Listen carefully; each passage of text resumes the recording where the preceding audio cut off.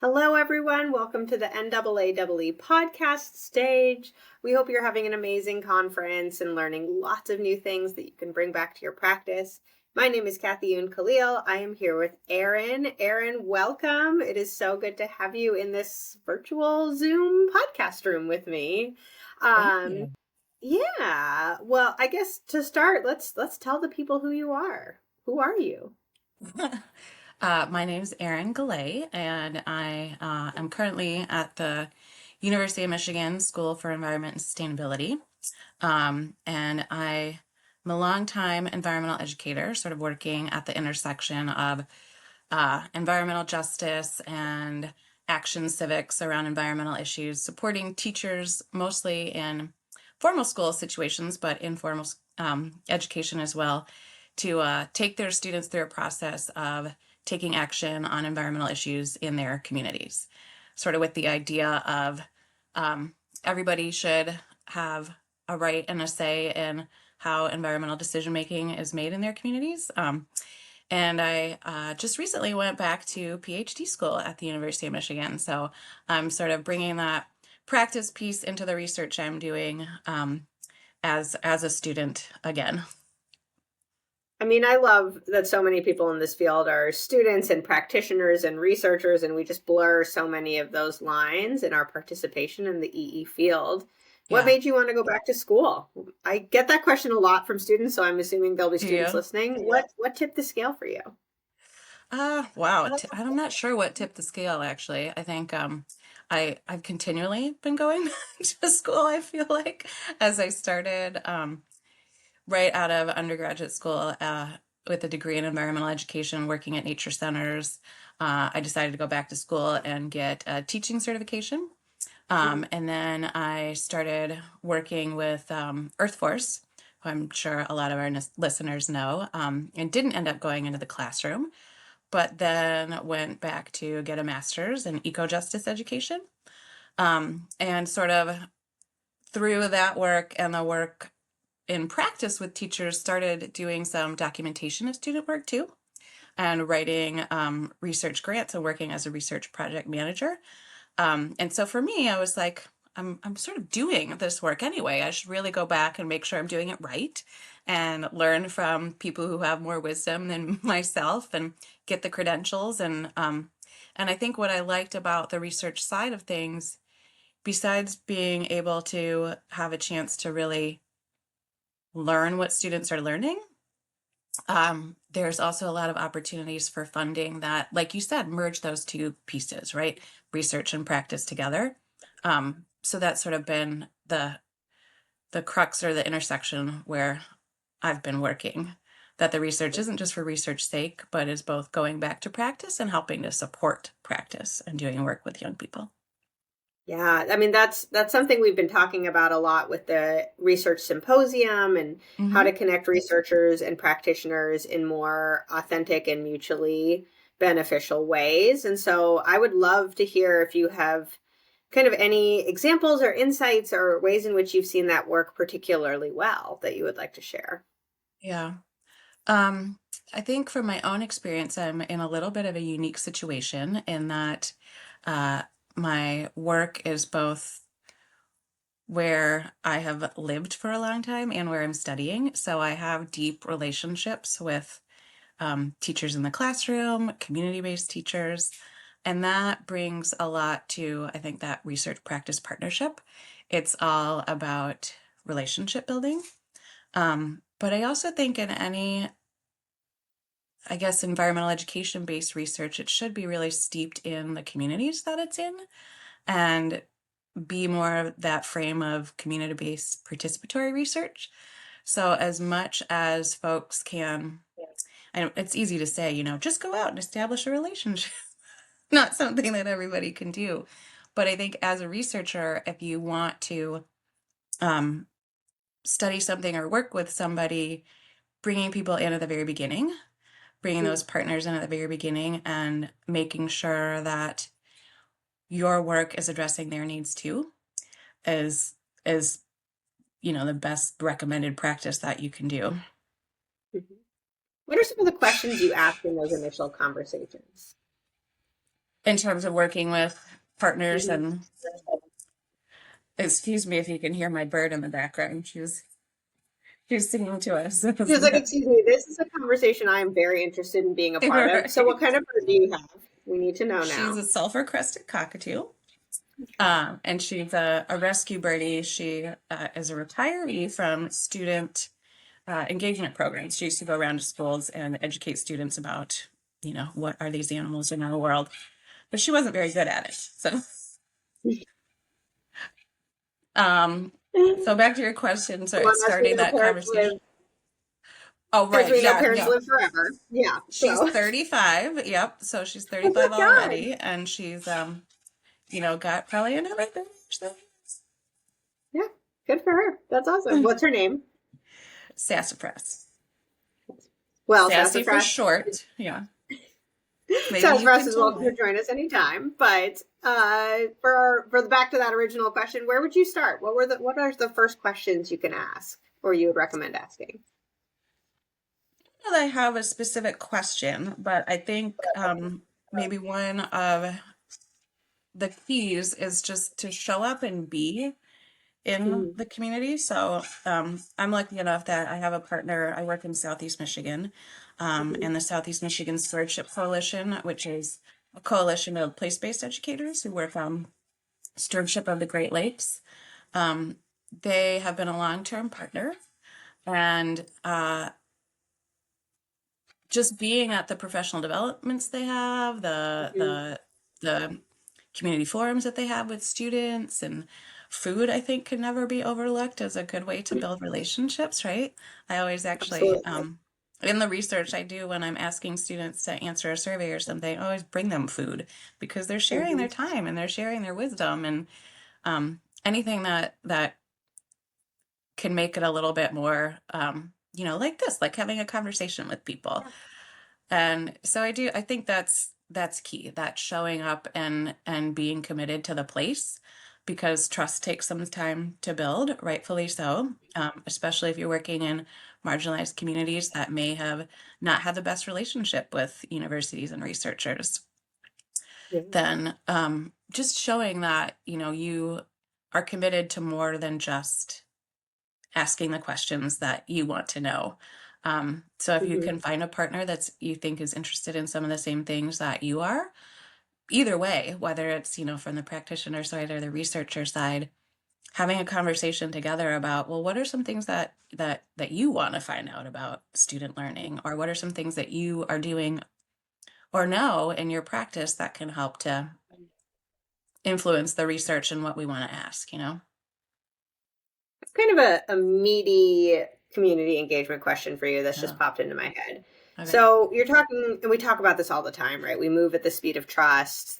These relationships are built on trust, trust, trust, trust. Trust takes time, right? That Yeah. is it's a long-term investment. So how do you balance, you personally, balance that need for long-term trust building with the urgency of the issues that we're facing in environmental education? How do you hold those two things in your mind? Well, that's a good question. You're right. It is meaty. I think, I mean, again, the I'm in a lucky position, and that some of the trust building has already been done. That groundwork has been laid. And although I might work with new teachers and new schools in new communities, it's all sort of in the same area. And I have some experience in that area, right? I'm a place-based person myself. Um, and I think in any research, it does take time, not just the trust building itself, but the answering of the questions takes time. Um, but to me, it it maybe echoes environmental education as a field itself, that not everything can be accomplished in one lesson, one unit, one program. That, we look at that, it's a lifelong learning experience. And I think you have to accept that to some degree, that you're not always necessarily going to see results right away. But if you keep doing it and you keep showing up, then you will get those results. And also, I think on the practice side of things, the the urgency can somewhat be met by the work that is being done in the educational programming itself, right? That especially in my work, where it's students who are deciding about, well, what's going on in my community and what are some things that I care about, my fellow community members care about, and want to take action on, they can do that right away, right? And it's the same with young people, that it takes a little bit of time to build trust, but the more that you come in, and I work as like a participant observer in research also, so I'm in there Mm. teaching lessons alongside the teachers, again, bringing food and celebrating with them, and right, all celebrating their work and making sure that they feel valued, while they're doing it. So, talk to me a little bit about your dissertation research, if you know what it is yet. If Yeah, you don't know what it is yet, what do you hope it will be? I do know what it is. So Yeah. I'm just in the process of frantically writing and trying to get that part done. Oh, But the yes. research, Hmm. yeah, the research itself is completed, and it's part of, again, this sort of long-term work that I've been doing. And as the team that I'm working on, as our theory and our practice has evolved over the years, we've been in relationship with the same community organization group, again, SEMIs, for 10 plus years. And we've been looking at how students develop commitments to the commons, what we're calling it, to the environmental commons, and then have sort of evolved that into this practice that we're calling environmental civic science, with the idea of integrating civic literacy and scientific literacy together, and that it's really all people, not just scientists, not just elite people, but all people who need to have those capacities and knowledge to be able to be involved in decision making in their communities, on a local level, right? We start local and then go global. Um, so I've been working with 4 or 5 different schools in the area, with about 400 students or so in high school, ones that went through this environmental civic science process of looking for issues in their community, working with community partners, working with decision makers, and working together in peer teams, deciding on an issue to take action on, taking action on that issue, and advocating for the change that they want to see in what we call like a call to action, right? So they're trying to influence like a policy or a practice that's happening in their community. And so I'm really looking at what do students learn from that, both around issues of agency. How do they develop sort of ideas about their own rights and responsibilities to have a voice and a say? How do they develop some of those skills, those scientific skills of observing, and those civic skills of just being engaged?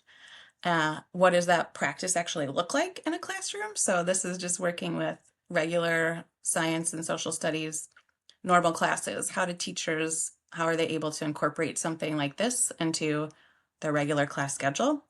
And then also especially because a lot of the schools that we work with are in urban areas, I have a particular interest in what's the critical and that justice piece in there. So how do students conceive of, without saying that we're working on environmental justice issues, how do students notice some of those things around them? And when their teachers, point out and ask things like, well, is water a right?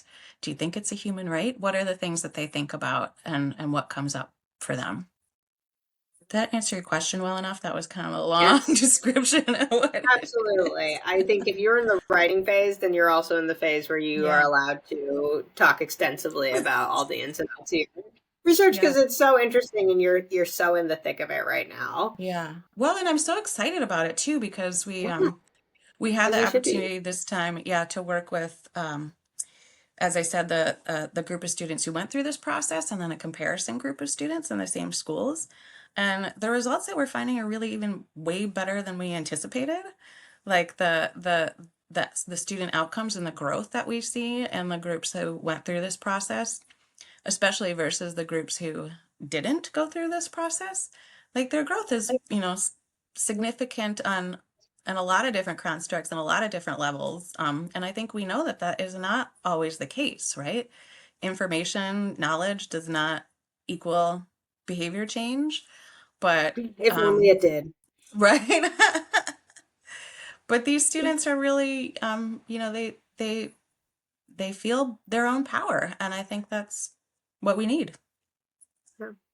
What would it look like for you if your work was wildly successful? Wow, I like that question. Um, I mean, I think it would be a pretty fundamental transformation in what education looks like. I would I would see environmental sustainability, climate justice education in all schools for all students, right? That every young person in our country got to have their say in what they want their communities to look like. And they would have that content knowledge background to make informed decisions about them.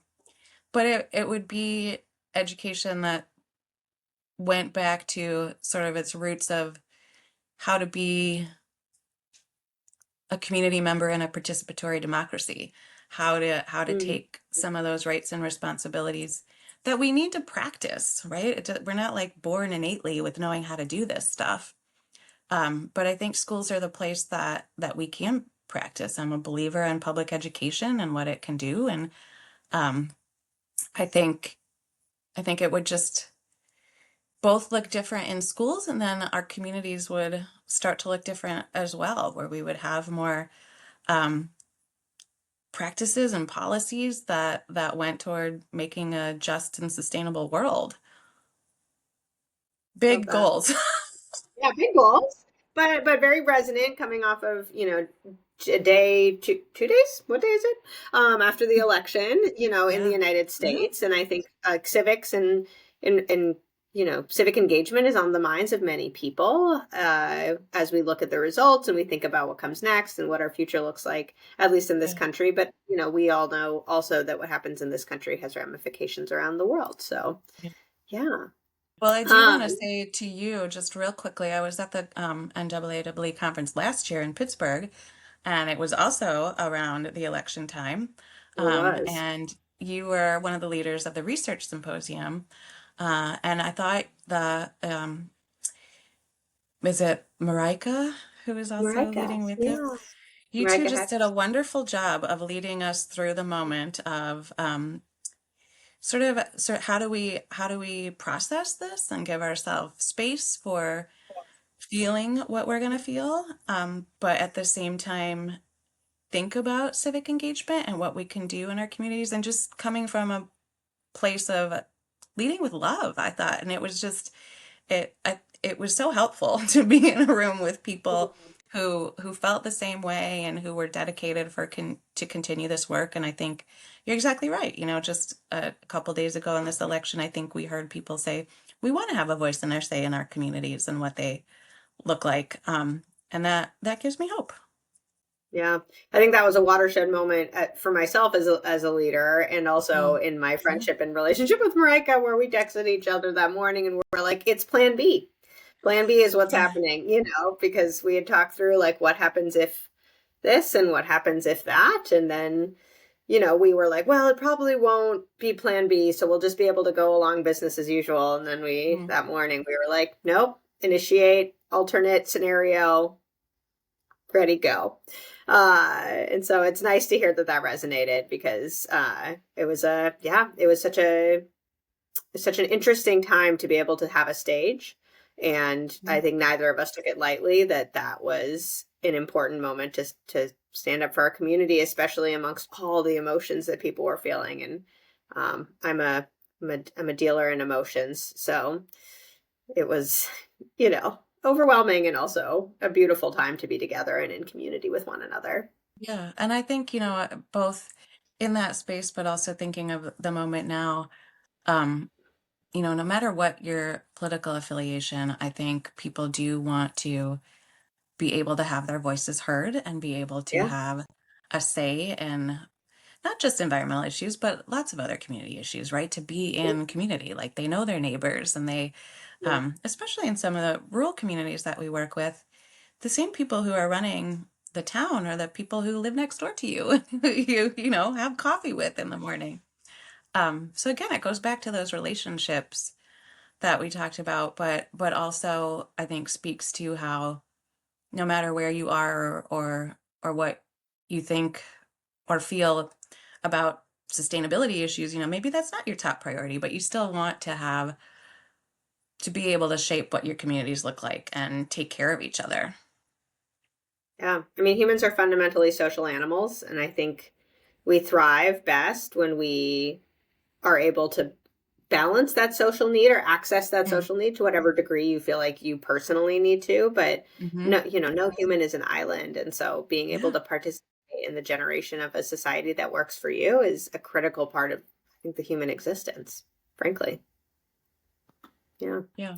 That's a Um, nice way to say Talk it. to me a little bit about this week and this conference. Are you presenting? What are you looking forward to? Yeah. Well, so I've presented twice so far, and a Oh my little bit gosh, are about we my already dissertation work. there? I know, right? It's Time. like the last day. Um, And one thing that I was really excited about in my presentations were just the people in the room and how, you know, what the dissertation work that I've already spoken to you a little bit about and the environmental civic science work, how excited people were to hear about what we're learning and taking some of the methods that we're using to their own context. So I had a couple people say, oh, you know, I'm gonna like take this survey scale that you developed and use it with my climate education public program that I'm doing next week. And so that's great when you can see that there is, you know, a use for what you're talking about. Um, Yeah. I've also just been really excited to see the themes of action and solution oriented change throughout the conference, and the diversity of different, I guess, content or themes again, right? Like I think I went to a session on indigenous knowledge, and then there's a justice session and climate education, and then there's also you know, much more like being outdoors and how you are comfortable in leading students in that. So I think that balance is just really been nice to see, that it seems like people from whatever your main interest or discipline or context, there's something to meet your needs here. And I think, you know, a really big opportunity and a virtual conference, there's been folks from Australia and Japan who can Oh, both yeah. come to sessions and present themselves. And what a great opportunity when, you know, it's so hard to travel and I'll be in person all the time given funding or just the fundamental climate impacts that that kind of stuff has, that I think it's been it's been really nice to see that people take advantage of that. Yeah. And I'm excited today to hear the keynote, the comedy, and that's really, Yes. yeah, I'm looking forward to that. Yeah. I mean, so much has already happened, and there's so much more good stuff to come. Yeah. Is there a particular soundbite or talk or something you heard someone else say that's still circling around in your head that you want to kind of elevate to this group? Oh, I don't, not necessarily a soundbite or something that somebody said, but I think just maybe the thread that I've Mhm. seen going through, and this is what I'm hoping, and I think will be reflected in the keynote today, is some of the hope and joy, and that makes our work constructive to bring into this work, right? Like the wonder of the world or the fun that you can have in this too. It's not doom and gloom. It's not all, uh, even given the urgency of some of the issues that we face. There's, I think, a lot of just great momentum and excitement that I've seen and heard a lot, that again makes me feel hopeful and makes me feel motivated as well. Yeah.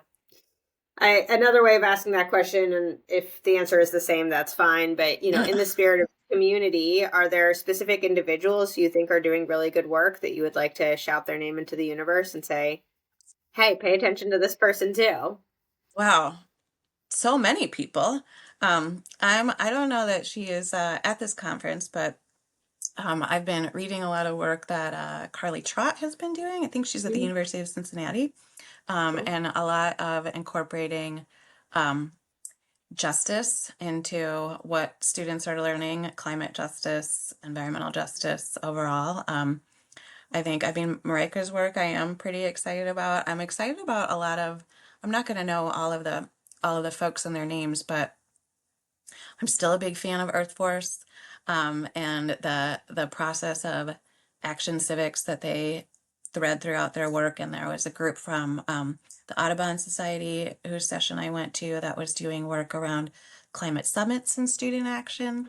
Um, Well, so maybe I don't know all the names, but there's definitely a thread you can see throughout what I'm yeah. thinking of and interested in, that I've appreciated being on the learning end from how people are doing this a little bit differently, right? Yeah. We're currently hosting our Teen Eco Summit here at the Columbus Zoo and Aquarium Yeah. today and yesterday. Today, And wow. so yeah, I know. And so after this, I might pop down, and it's just a flurry of activity and just so cool to see youth. I know it makes me sound like an old, but like so cool to see youth engaged and caring about things. But Yeah. truly, it's their energy and their excitement and their questions and you know how impactful it seems to be for them if they come up and say like, "Hey, I really liked this person's talk," or "Tell me more about how you like I want to study Yeah. this in college." Like they're in such a pivotal point in their lives, and having these gatherings I think can be so impactful for getting them to at least again be in community with other people who care about the same things that they do. Yeah. I Yeah. years ago went to one of, I think my first summits, student summits I went to was at the Toledo Zoo, and I just appreciated the space that the young people Yeah. got to be in to, like sort of that behind the scenes experience of being in a zoo, what made it extra special for them. And Sure I'm also, does. next week, I think, is coming up the place-based education conference, which is more, it's growing to be national, but it started from the Great Lakes Stewardship Initiative, who is another group whose work I love, obviously being in the Great Lakes myself, maybe that's close to my heart. But so I'm excited and looking forward to that too. And as another sort of grouping of people coming together and being in community and doing the same sort of work. Well, in our last couple minutes, is there anything Yeah. I didn't ask you about that you would like to share that you wished I'd asked you? No, no, I think this was great. You made the conversation so pleasant and easy, and I'm grateful for that. I think I don't know. I guess I'd love to hear from you too. If you have an experience or anything that you've loved at the conference so far or are looking forward to. It sounds like though you have other stuff going on, and the student summit itself sounds like something to look forward to that you're gonna go to It do. is. It is. And I don't think I said this at the top, but for those who don't know me, I'm Kathayoon. I'm the Vice President of Conservation at the Columbus Zoo, and I just came back from the World Association of Zoos and Aquariums conference. And so I'm integrating that with my NAAEE attendance, with my, like just trying to pull all these different threads together. So right now we're still weaving and we haven't yet come up with the final blanket, but that was a terrible analogy. But we're still in the process of pulling everything together. But I do, this conference, my favorite part of it is always this the spirit of community and the spirit of innovation and the fact Mm-hmm. that everybody is thinking about how to creatively attack these problems just gives me so much hope and so much excitement for the year to come. And I am so excited for next year and to welcome everyone to my favorite place on the planet. So I will eagerly, that's where I'm from is Portland. So, and where Okay. I still, my house and my family and my friends and all those great things. So Oh, yeah, lovely. my partner. So it'll be a really wonderful time in the Rose City next year. Yay. I think also And I think just we're I think that's I oh, got that we a are at little bit time. Yeah. that, we're coming up on time, but it's been so lovely chatting, Erin, and thank you so much for joining us on this podcast stage. And we hope that the listeners and the conference attendees and everyone listening live and also listening to the recordings will find something from this conversation. I can't imagine they wouldn't. that they can take into their own practice. So be ready for an onslaught of emails, I'm sure, from people who will want to hear more about your really cool work, because it is so impressive and awesome and necessary, especially in this day and age. So we appreciate you doing it, and we can't wait to hear how it all pans out. Yeah. Well, thank you. And I look forward to Portland and seeing some of your hometown next year. Lots of food. Come hungry. Yay. All right. Thanks, Erin. Thanks, Kathayoon. Bye.